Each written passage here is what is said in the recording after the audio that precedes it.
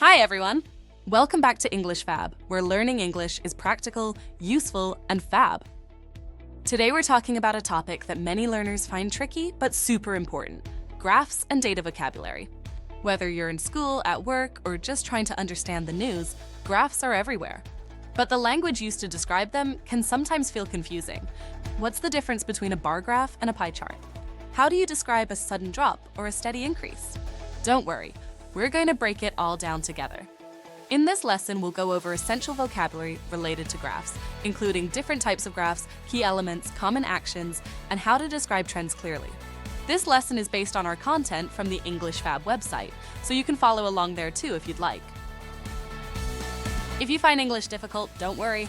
You can translate the subtitles into English and your own language like this. Check the description below for extra details. Now, let's get started. Let's go over some essential vocabulary. 1. Types of graphs.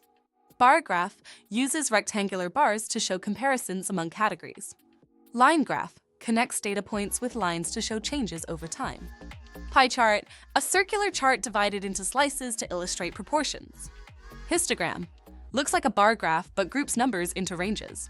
Scatter plot uses dots to represent the values of two variables. Area chart, like a line graph, but the area below the line is filled in. Column chart, similar to a bar graph but uses vertical bars. Donut chart, a variation of a pie chart with a blank center.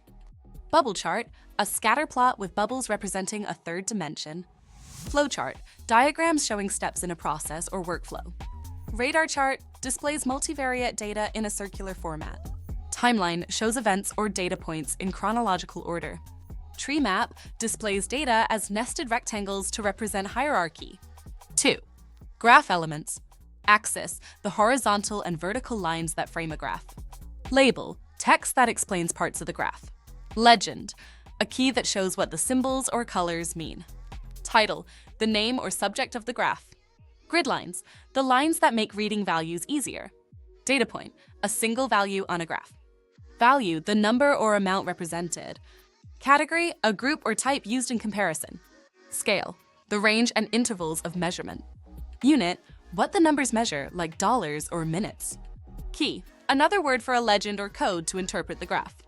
X-axis, the horizontal axis, usually showing time or categories. Y-axis, the vertical axis, often showing values or frequency.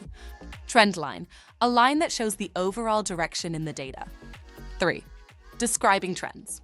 Increase, a general upward movement. Decrease, a downward trend. Rise, a gentle or gradual increase. Drop, a sudden or noticeable decrease.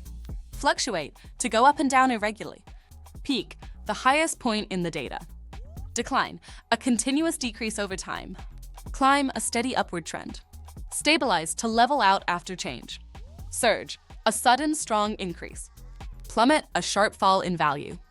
Plateau, when data levels off and stays constant.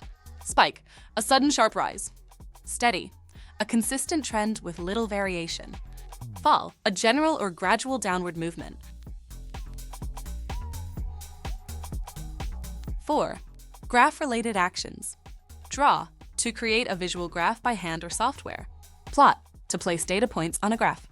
Analyze, to study data for patterns or meaning. Interpret, to understand and explain the graph's message. Compare, to look at differences or similarities. Observe, to look at details and trends. Visualize, to form a mental or graphical image. Describe, to explain in words what the graph shows. Explain, to give more details or reasons behind trends. Present, to show or share your findings. Highlight, to draw attention to key parts. Update, to revise the graph with new data. Track, to follow changes over time. Measure, to find the size, amount, or degree of something. Predict, to guess future trends based on the data. 5. Common data topics. Sales, the amount of products sold. Population, the number of people in a group or area. Temperature, the measure of heat or cold. Revenue, income from business or services. Growth, increase in size or number over time. Budget, a plan for income and expenses. Time, a duration or specific period. Distance, how far something is. Score, points earned in a game or test. Productivity, how much work is completed. expenses, money spent. Traffic, number of vehicles or users. Energy, power usage or production. Market share, the portion of sales a company holds. Feedback, opinions or responses from users or customers. Now that we've gone over essential vocabulary, let's see how these words are used in real-life sentences. These examples will help you understand how to use them naturally in conversation. 1. Types of graphs. We used a bar graph to compare the monthly sales. This sentence shows how a bar graph helps visually compare different sales figures across months. It's useful when dealing with categories. The pie chart shows how the budget was divided.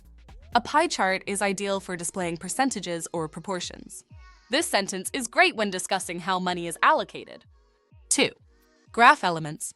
Always label the x-axis and y-axis clearly. Clear labels on a graph make it easier for others to understand what each axis represents, such as time or quantity. The legend helps us understand the data categories. A legend, or key, explains what the colors or symbols on the graph mean, especially in pie charts or line graphs with multiple lines. 3. Describing trends. There was a sudden spike in sales during December. A spike refers to a sharp and quick increase. This often happens around holidays or special events. The number of users declined slightly last week. The word declined describes a decrease and slightly shows that the change wasn't very large. Great for mild downtrends. 4. Graph-related actions. We need to analyze this data before making a decision. This shows how graphs help in decision-making by providing a visual representation of data. Can you plot the results on a line graph? Plot means placing the data points on the graph. A line graph is helpful to show changes over time. 5. Common data topics. The graph tracks the company's revenue growth. Revenue growth is a typical business topic. Graphs help visualize how income changes over time. We compared temperature changes over the week. This is a good example of using graphs in scientific or weather-related topics. Comparing daily temperatures helps identify patterns. That's it for today's lesson on graph vocabulary. I hope this helped you better understand the different types of graphs, how to describe trends clearly, and which words to use when analyzing data. Whether you're giving a presentation, writing a report, or studying for a test, this vocabulary will definitely come in handy. Try reviewing these terms regularly and practice using them in your own examples. The more you use them, the more confident you'll become. Okay, thanks for watching today's lesson on English Fab. I hope you found these English tips useful and feel more confident. Remember, practice makes perfect, so try using these phrases in your daily conversations.